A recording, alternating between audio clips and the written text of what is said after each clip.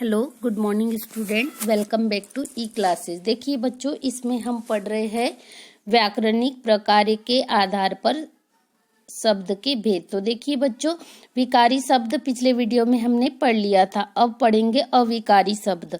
अविकारी शब्द किसे कहते हैं? जिन शब्दों के रूप में किसी भी कारण से विकार उत्पन्न नहीं आता, वे अविकारी शब्द कहलाते हैं।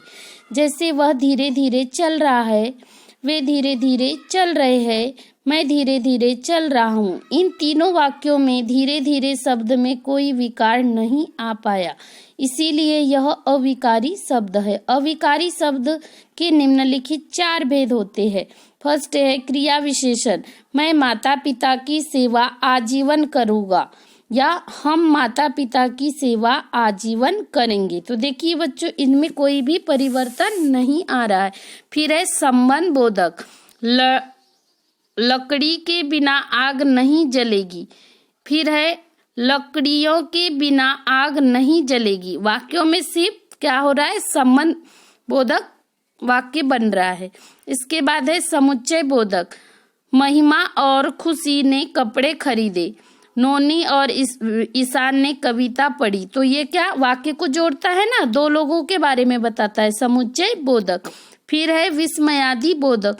अरे विवेक आ गया, वाह क्या बल्लेबाजी की। तो देखिए बच्चों, अविकारी शब्द और विकारी शब्द के बारे में हमने समझ लिया। अब देखिए, इन वाक्यों में आए आजीवन के बिना और अरे वाह अविकारी शब्द है। इनके रूप लिंग वचन कारक आदि की दृष्टि से नहीं बदलते। देखिए बच्चों, विकारी तथा अविकारी शब्द तथा उनके भेदों के विषय में आप विस्तार से अगले अध्याय में पढ़ेंगे। देखिए बच्चों, यहाँ टिप करके लिखा है, यानी कि अभी सिर्फ शब्द, हम पाठ कौन सा पढ़ रहे हैं? शब्द विचार। तो शब्द विचार में सिर्फ इनके बारे में थोड़ा सा ही बताया गया है। अगला जो पाठ रहेगा उसमें इसके बारे में डिटेल बताएगा। फिर देखिए बच्चों, 5वां अर्थ के आधार पर शब्द के भेद। तो अर्थ के आधार पर 6 प्रकार के होते हैं। पहला है पर्यायवाची शब्द, विलोम शब्द, अनेकार्थी शब्द, शब्द समूह के लिए शब्द, एकार्थिक शब्द और समश्रुति भिन्नार्थक शब्द। तो देखिए बच्चों, पर्यायवाची शब्द किसे कहते हैं? जिन शब्दों के अर्थ एक जैसे होते हैं उन्हें पर्यायवाची शब्द कहते हैं। जैसे पानी, पानी का क्या होगा? नीर, जल, वारी। तुम जल लाओ भी बोल सकते हो, नीर क्यों बहा रहे हो ऐसा भी बोल सकते। कमल, नीरज, जलज, वारिज, यानी इनके अर्थ बदल रहे हैं क्या? नहीं, एक जैसे ही अर्थ होते। बादल, नीरज, जलद, वारिद। फिर है विलोम शब्द। विलोम शब्द तो सबको पता है, अपोजिट वर्ड। जो शब्द एक दूसरे का विपरीत अर्थ देते हैं उन्हें विलोम शब्द कहते हैं, या इन्हें, जैसे उन्नति, तो उन्नति का क्या होगा? अवनति। फिर है उपकार का अपकार, सुलभ का दुर्लभ, निंदा का प्रशंसा, कृतज्ञ का कृतज्ञ, हर्ष का विषाद। फिर है अनेकार्थिक शब्द। जिन शब्दों के एक से अधिक अर्थ होते हैं उन्हें अनेकार्थिक शब्द कहते हैं। जैसे पूर्व, तो एक दिशा पूर्व होती है या पहले। काल, एक काल का मतलब होता है मृत्यु या समय। फिर है तीर, तीर का मतलब एक किनारा या बाण। फिर घट, एक घट का मतलब होता है घड़ा या शरीर। कर का एक हाथ या किरण या टैक्स। कुल, वंश या सब। फिर है 4थे नंबर पे शब्द समूह के लिए एक शब्द।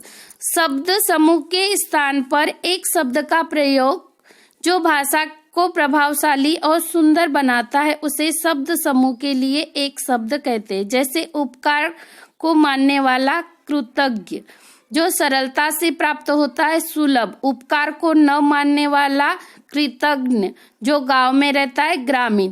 फिर है 5th नंबर पे एकार्थिक शब्द। जिस शब्द का केवल एक अर्थ होता है उसे एकार्थिक शब्द कहते हैं। जैसे पीड़ा, पीड़ा का मतलब होता है दर्द। नृत्य का मतलब नाच। ग्रह का मतलब घर। फिर है सूर्य, सूर्य का मतलब सूरज।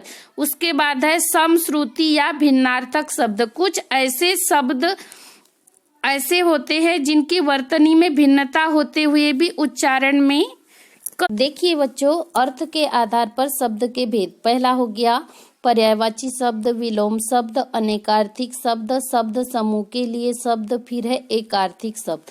तो देखिए बच्चों, एकार्थिक शब्द किसे कहेंगे? जिस शब्द का केवल एक अर्थ होता है उसे एकार्थिक शब्द कहते हैं। जैसे पीड़ा, पीड़ा का मतलब दर्द, ग्रह का मतलब घर, नृत्य का मतलब होता है नाच, और सूर्य का मतलब सूरज। इसके बाद लास्ट वाला है समश्रुति भिन्नार्थक शब्द।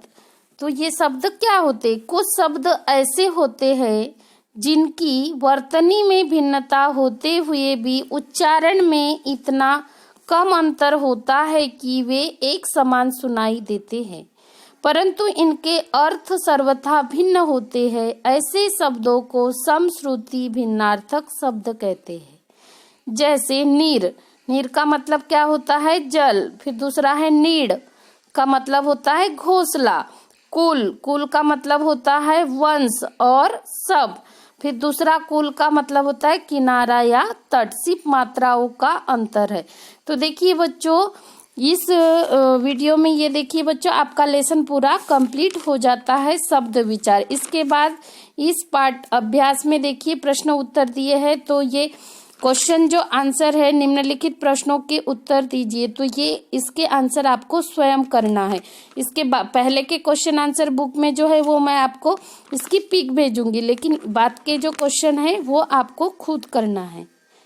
तो देखिए बच्चों, यहाँ पर ये आपका लेसन कंप्लीट हो जाता है। इसके बाद इस पार्ट की फिर से टेस्ट होगी, और टेस्ट सभी को देना ही है। ये टेस्ट मार्क आपके लिखे जा रहे हैं। Thank you.